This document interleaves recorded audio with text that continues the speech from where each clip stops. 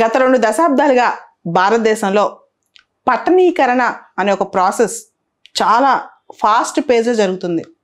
కొంతవరకు కోవిడ్ దీన్ని ఆపగలిగిన ఆ తర్వాత మళ్ళా స్పీడ్ అందుకుంది. 2011 సెన్సస్ ప్రకారం భారతదేశంలో పట్టణ జనాభా దాదాపు 31%. ఈ పాటికి ఆల్రెడీ అది 34-35% ఉండుంటుందని ఒక అంచనా అన్నమాట. 2050 నాటికి పట్టణ జనాభా భారత జనాభాలో దాదాపు 50% కాబోతోంది. అలాంటప్పుడు సిటీ అడ్మినిస్ట్రేషన్ అనేది ఒక హెర్కులియన్ ప్రాసెస్, ఒక టఫ్ ప్రాసెస్. మనందరికీ తెలుసు, మన 3 అంచెల పరిపాలనా వ్యవస్థలో సిటీ అడ్మినిస్ట్రేషన్ కానీ పంచాయత్ కానీ ఇవన్నీ 3rd level of grass root level democratic ఇన్స్టిట్యూషన్స్కి ఇచ్చేసాం. అదే పంచాయత్స్ అండ్ మున్సిపాలిటీస్. ముఖ్యంగా సిటీ అడ్మినిస్ట్రేషన్కి వచ్చేసరికి రాజ్యాంగంలో 74th అమెండ్మెంట్ చేసాం.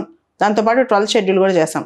అయితే లోకల్ బాడీస్, అది పంచాయత్స్ అయినా మున్సిపాలిటీస్ అయినా, వాళ్ళు మేజర్గా ఫేస్ చేసే problems 3 F's: funds, functions and functionaries.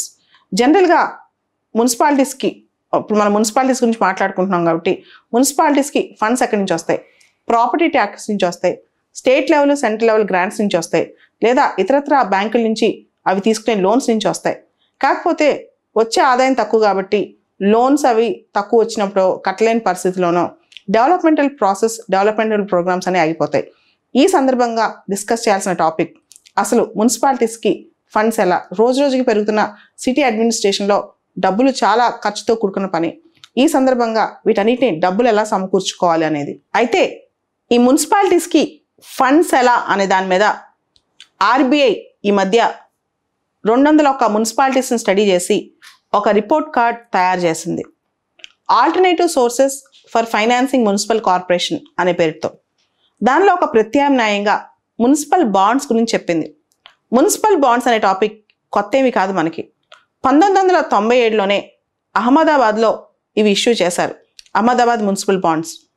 అప్పటి నుంచి ఇప్పటి వరకు కొన్ని మున్సిపాలిటీస్ ఎక్స్పెరిమెంట్ చేసిన ఓవరాల్గా మున్సిపల్ బాండ్స్ రూపంలో వాళ్ళు కలెక్ట్ చేసిన డబ్బులు కేవలం 6,000 కోట్లు మాత్రమే.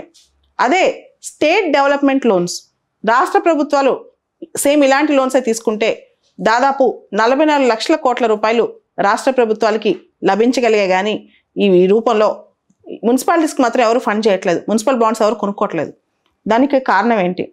అసలు ఏమేంటిదంటారు కారణం? దానికి ప్రధానమైన కారణం ఏంటంటే, మున్సిపల్ బాండ్స్ కొనాలంటే అవి రిటర్న్స్ వస్తేనా నమ్మకం ఉండాలి. కానీ ఏ మున్సిపాలిటీ బ్యాలెన్స్ షీట్ చూసినా సరే అవన్నీ నష్టాల్లో ఉన్నాయి. దాంతోపాటు ఫినాన్సింగ్ డెఫిసిట్ బడ్జెట్లో ఉన్నాయి. అండ్ ఇవన్నీ కూడా నెగిటివ్ నెట్వర్క్తో ఉన్నాయి. ఉదాహరణకి ఒక మున్సిపాలిటీ జిహెచ్ఎంసీ లాంటివి తీసుకుందాం. దానిలో 6,000 కోట్ల బడ్జెట్ ఉంటే అది స్వతహాగా ప్రాపర్టీ ట్యాక్స్ నుంచి కలెక్ట్ చేసేది ఇదంతా ఇతరత్ర ట్యాక్స్లు కేవలం 2,000 కోట్లే ఉంటుంది. మిగతా అంతా అప్పులు, గ్రాంట్లు వీటి రూపంలో ఉంటుంది. దీంతో ఎప్పుడు ఈ మున్సిపాలిటీస్ కుదేలు అవుతుంటాయి అన్నమాట. దాంతో మున్సిపల్ బాండ్స్లో ఇన్వెస్ట్ చేయడానికి ఎవరు ఇష్టపడరు. ఇది ప్రధానమైన కారణం అనమాట. మెయిన్గా ఎలక్షన్స్ టైంలో కూడా చాలా రాజకీయ పార్టీలు చాలా ట్యాక్సెస్ని రద్దు చేయటము ఇలాంటివి కూడా జరుగుతుంటాయి. దాంతో నష్టం చివరికి మున్సిపాలిటీస్కే వస్తుంది. కానీ సిటీ అడ్మినిస్ట్రేషన్లో రోజువారీ ఎక్స్పెండిచర్ చాలా ఎక్కువ పెరిగిపోతుంది, రాబడి తగ్గిపోతుంది అనమాట. మనం చూస్తే పెద్ద పెద్ద సిటీస్, హైదరాబాద్ లాంటి సిటీస్లో ఎక్స్పెండిచర్ చాలా ఎక్కువ ఉంటుంది, దాని రాబడి మాత్రం తగ్గిపోతుంది. సో ఉదాహరణకి హైదరాబాద్ జనాభా 1,20,00,000 ఉంటే దాని బడ్జెట్, జిహెచ్ఎంసీ బడ్జెట్ అప్రాక్సిమేట్గా దాదాపు 6,000 కోట్లు ఉన్నట్టు ఒక అంచనా. మున్సిపాలిటీస్ కానీ పంచాయత్ కానీ ఫండింగ్ పెరగాలంటే ఎలా? ఎందుకంటే ఫండ్సే మేజర్ క్రైసిస్ కాబట్టి. ఒకటి, మున్సిపాలిటీస్కి ఫినాన్సెస్ డెవల్యూషన్ చేసేటప్పుడు ఒక స్టాండర్డ్ ఫార్ములా అనేది పాటించాలి రాష్ట్ర ప్రభుత్వం కానీ కేంద్ర ప్రభుత్వం కానీ. అంటే ఆ మున్సిపాలిటీ జాగ్రఫికల్ ఏరియా అంతా, అక్కడ ఎంతమంది పాపులేషన్ ఉన్నారు, వాళ్ళ అవసరాలు ఏంటి, అక్కడ ఖర్చులు ఎలా అవుతున్నాయి, దానికి సంబంధించిన డైవర్సిటీ ఏంటి, వీటన్నిటిని ఒక ఫార్ములా డివాల్వ్ చేసి మరీ చేయాలి. రెండోది, మోస్ట్ ఇంపార్టెంట్లీ వీళ్ళకి ఫినాన్షియల్ అటానమీ, ఫంక్షనల్ అటానమీ ఇవ్వాలి. మనందరికీ తెలుసు 12th షెడ్యూల్లో ఉన్న ఐటమ్స్ అన్ని చాలా చోట్ల డివాల్వ్ అవ్వలేదు. అలానే పంచాయత్స్కి 11th షెడ్యూల్లో ఉన్న ఐటమ్స్ చాలా వరకు డివాల్వ్ అవ్వలేదు. ఫంక్షనల్ అటానమీ, రెండోది ఫినాన్షియల్ అటానమీ, రెండు కూడా ఇంపార్టెంట్ అనమాట. మూడోది, కొంతమంది నిపుణులు ఏం చెప్తున్నారంటే కేంద్ర ప్రభుత్వం, రాష్ట్ర ప్రభుత్వం వీళ్ళ దగ్గర వచ్చే జిఎస్టీ కలెక్షన్స్ ఉంటాయి కదా, దానిలో 1/5, 1/5 వంతు ఈ మున్సిపాలిటీస్కి ఇవ్వాలి. అప్పుడే మున్సిపాలిటీస్ చక్కగా రన్ అవ్వగలుగుతాయి. దాంతోపాటు మున్సిపాలిటీస్ వాటి రిసోర్సెస్ అవే జనరేట్ చేసుకునే శక్తి ఇవ్వాలి, అటానమీ ఇవ్వాలన్నమాట. అలా లేకపోతే ఏ రోజుకైనా ప్రాబ్లమ్స్ తప్పవు.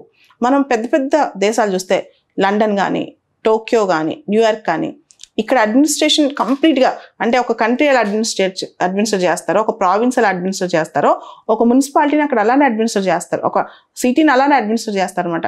కానీ భారతదేశంలో అన్యాయం ఏంటంటే మున్సిపాలిటీ అనేది సబార్డినేట్ ఆర్గనైజేషన్ లాగా లేదా సబార్డినేట్ బాడీ లాగా చూస్తారు. అక్కడ అలా కాదు. అక్కడ దే హ్యావ్ ఇండిపెండెంట్ ఎగ్జిస్టెన్స్. అక్కడ city CMO PMO level office అంటే ప్రెసిడెంట్ ప్రైమ్ మినిస్టర్ అక్కడ ఎంత ఇంపార్టెంటో అలానే ఒక సిటీకి మేయర్ కూడా అంత ఇంపార్టెంట్. మేయర్ డెసిషన్స్ చాలా ఫైనల్ ఉంటే ఆ సిటీ అడ్మినిస్ట్రేషన్ చాలా అటానమస్గా ఉంటుంది. కానీ భారతదేశంలో మున్సిపల్ అడ్మినిస్ట్రేషన్ అంటే అది థర్డ్ లెవెల్.